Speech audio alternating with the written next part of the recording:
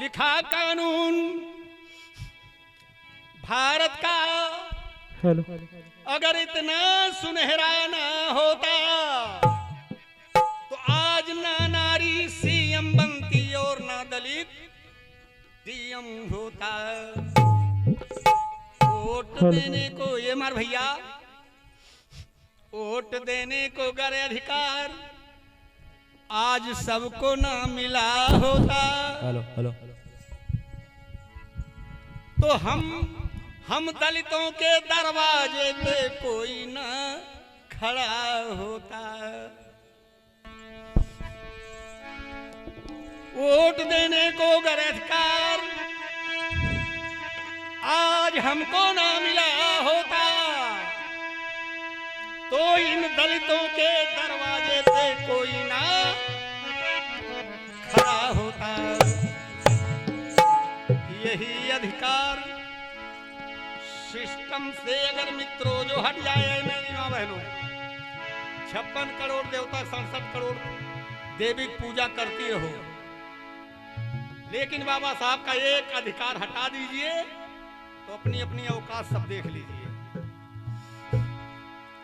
अरे यही अधिकार अरे सिस्टम से अगर मित्रों जो हट जाए तो इस बहुजन के हर अधिकार पे आज ही बैंड लग जाए। अरे बहुजन लिहा तू बहुजन लिहा कवन खर खाई, बहुजन लिहा कवन खर खाई, तोहरे अबहिं होश न आई।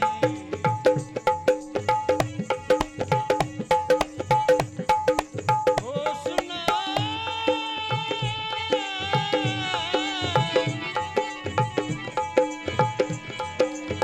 होश न आई, बहुजन लिहा कवन खर खाई, तोहरे अबहिं होश न आई, बहुजन लिहा तू कवन खर खाई।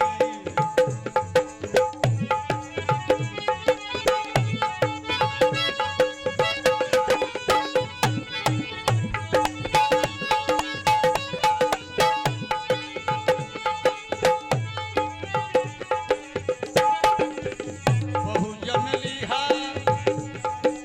कवन खर खाई, तोहरे अबहिं होश न आई, बहुजन लिहा। ए मार भैया, बाबा भीम अधिकार दई गे कांसी राम के बताई, बाबा भीम अधिकार दई गे कांसी राम के बताई।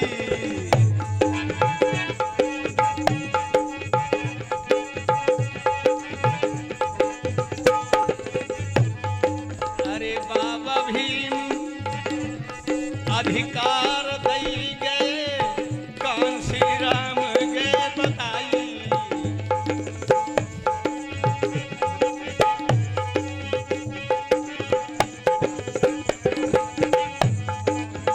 तुम्हें जगावत और उम्र बीती गे मर भैया, तुम्हें जगावत और उम्र बीती गे, तोहरी न गई भाई, बहुजन लिहा तू कवन खर खाई, बहुजन लिहा कवन खर खाई।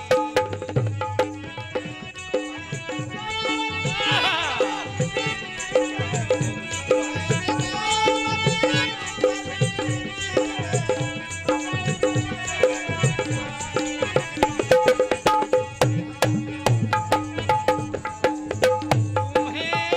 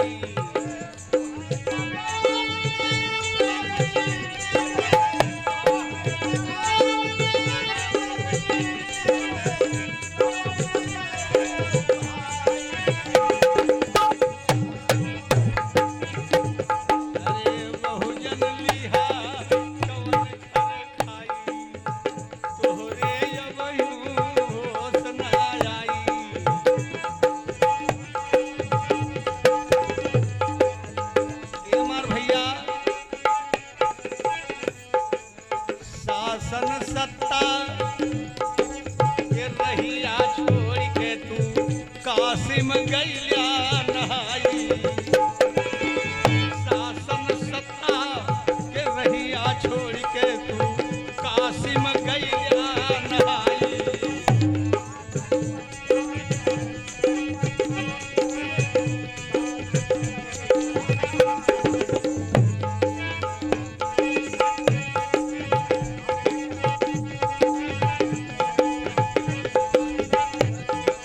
शासन सत्ता के रहिया छोड़ सब कासिम गैया नहाई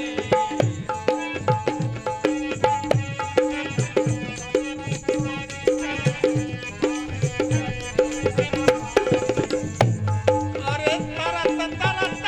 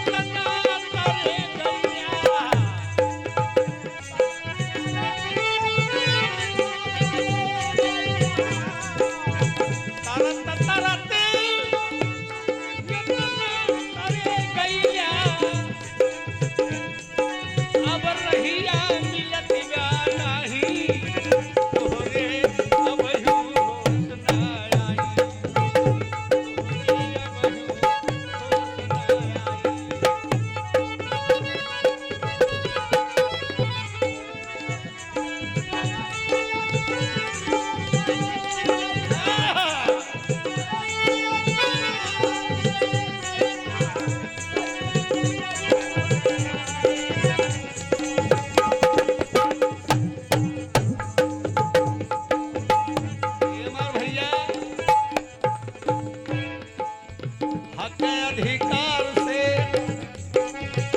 दूर किहनी तू है बछिया क पूछी हमाई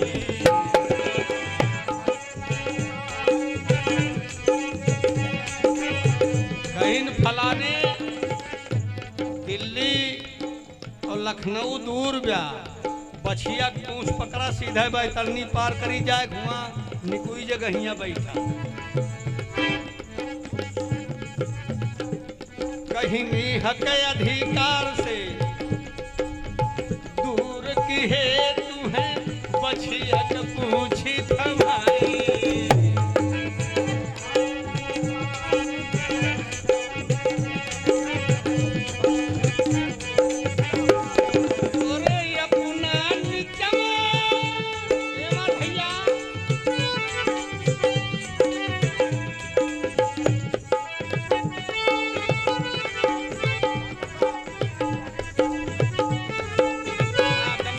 निवासी हमारे भाई साहब 100 रुपया का सहयोग कर रहे हैं हमारी तरफ से हार्दिक बधाई और धन्यवाद। अपना निचवे अरे मजा उड़ावे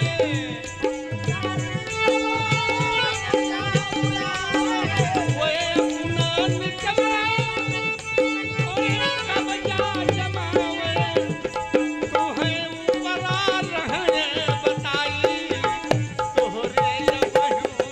होश न आया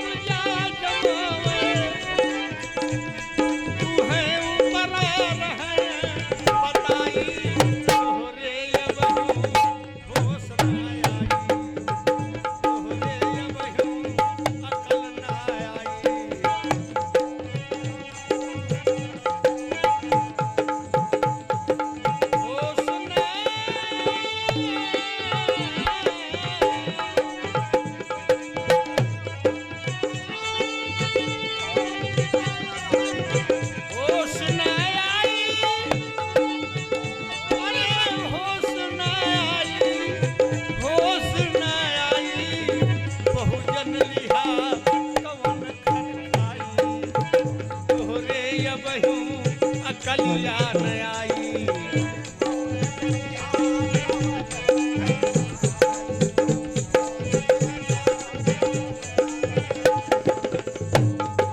ये मार भैया पुनर्जन्म के वे पाठ पढ़ा के तुम्हें दिहनी भरमाई। पुनर्जन्म के हेलो बाबा साहब डॉक्टर B.R. अम्बेडकर ने कहा था दोबारा जन्म नहीं होता है। दोबारा जन्म का मतलब है जिस आदमी के मरने के बाद विचार जिंदा रहता है वही है पुनर्जन्म। वो मरा नहीं माना जाता है। जैसे बाबा साहब डॉक्टर B.R. अम्बेडकर है, मान्यवर कांसी राम साहब है, मरने के बाद इनका विचार जिंदा है इसलिए वो अमर है। अमर रहे का नारा लगता है और फिर मरे के बाद दोबारा जन्म वनम ना हो। ये का नोट कर लिया अहिया तो कहा थे जन्म मत हेरावत अगले जन्मों में बढ़िया ही जगहिया पहुंचा दोनों नीकी जाति में पैदा हो गया। यह जन्म मनाए अगले जन्म का लड़ाई लड़ते या हमार भैया पुनर्जन्म के ये पटवा पढ़ा के तुम्हें दिहनी भरमाई। पुनर्जन्म के पटवा पढ़ा के तुम्हें दिहनी भरमाई।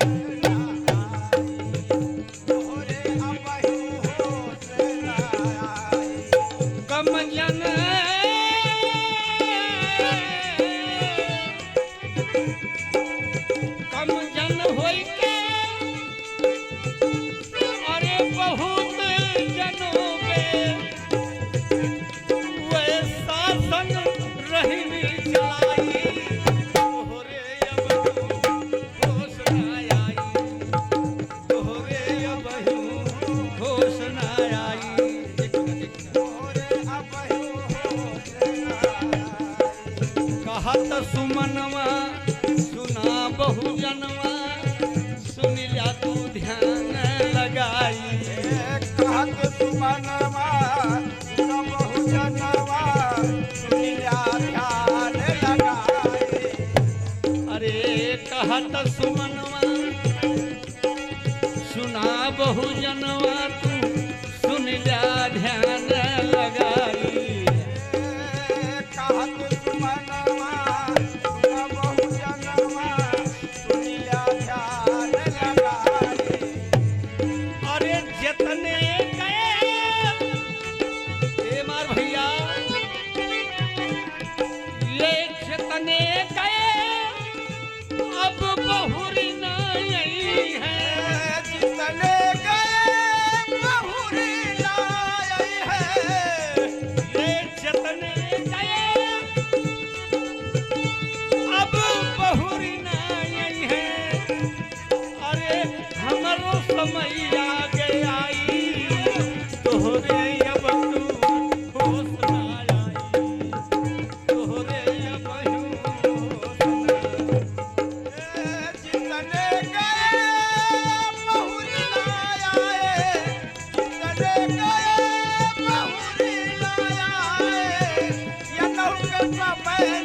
विचार